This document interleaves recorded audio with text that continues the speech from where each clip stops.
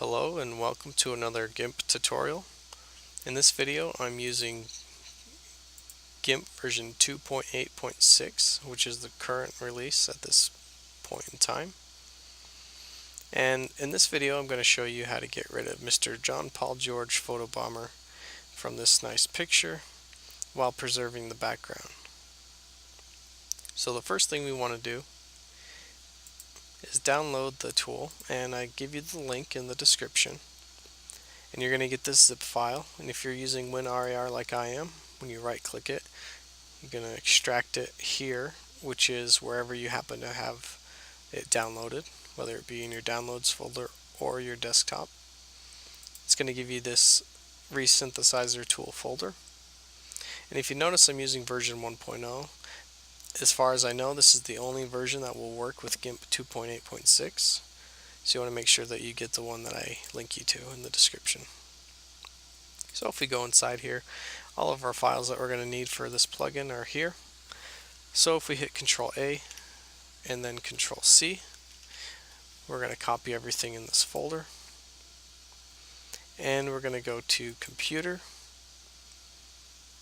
And if you have more than one hard drive on your computer, you're going to want to go into the one that has this Windows icon. In my case, it happens to be local disk C.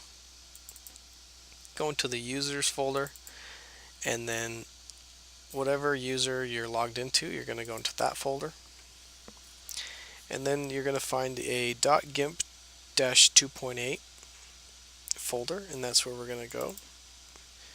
If you look in the plugins folder, of course this is where we're going to paste everything we just copied. So hit Control V and everything will be pasted here. You can see I've already done that. And now you can close out of this, restart GIMP, and everything will be initialized from that plugins folder. And now we can go ahead and get started removing this photobomber. So I'm just going to zoom in a little bit.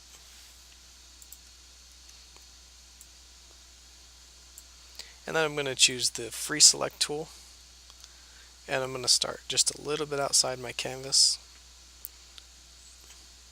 and I'm just going to try to stay as close as I can. The closer you can stay to the image, the better your results.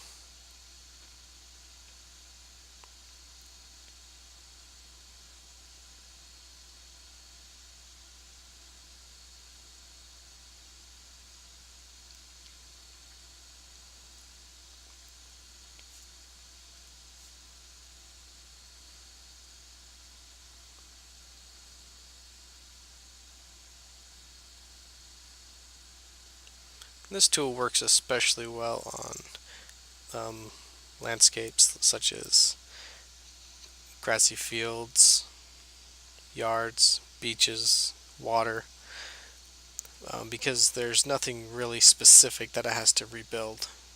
It doesn't work really well when there's a lot of people in the image, because the way that this resynthesizer tool works is it grabs pixels outside of your cropped area, and it pulls those into this algorithm that it runs, and it rebuilds this cropped out area with the surrounding pixels. So of course, if there's people in the surrounding area, then you're gonna eventually use somebody's eye or nose or ear or mouth, and it's not going to rebuild in a way that's going to be satisfactory. So I recommend, unless you're an advanced user, to only use this on landscape and images like that.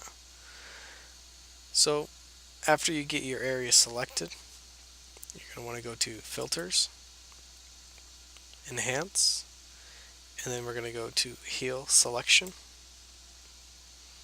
And this menu comes up here.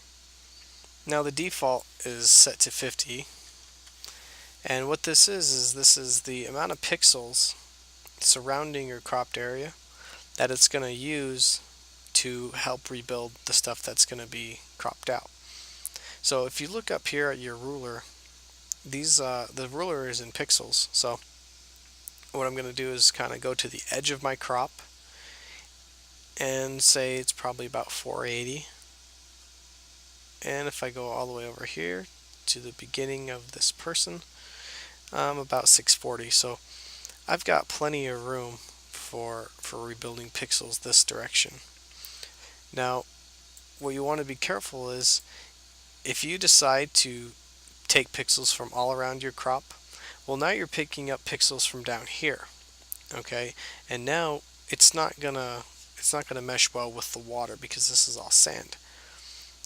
So that's why you might choose the option sides. And what that means, it'll just go in this direction and this direction if we were more towards the center of the photo. And what that'll do is it'll make sure we don't use any of the sand when we rebuild this water. It'll just use the water left and right of the crop. And when we fill it, now we have a couple of options for when we fill it. Now, I've noticed dramatic differences depending on the image and the option that you choose. For now, I'm just going to choose random, but the nice thing is if you don't like it, you can hit Control Z and undo it, and then you can do it again, and you can do it until it works for you. So we're going to use 50 pixels. We're going to pull from the sides of the crop, and we're going to fill it randomly with the data that it receives. Okay? So we hit OK and we let the resynthesizer do its work. And as you can see, now the photobomber is gone. Just so you can see that better, I'm going to go to Select None. And you can see it did a really nice job of eliminating the photobomber out of the picture. So let's zoom out and let's see how the picture looks. Looks pretty good. Now if you look at the image, there's one more thing we can get rid of. And it's this hat down here on the beach. So I'm just going to use the simple square rectangle tool, and I'm going to just go around the hat just like that. So now we have our selection area.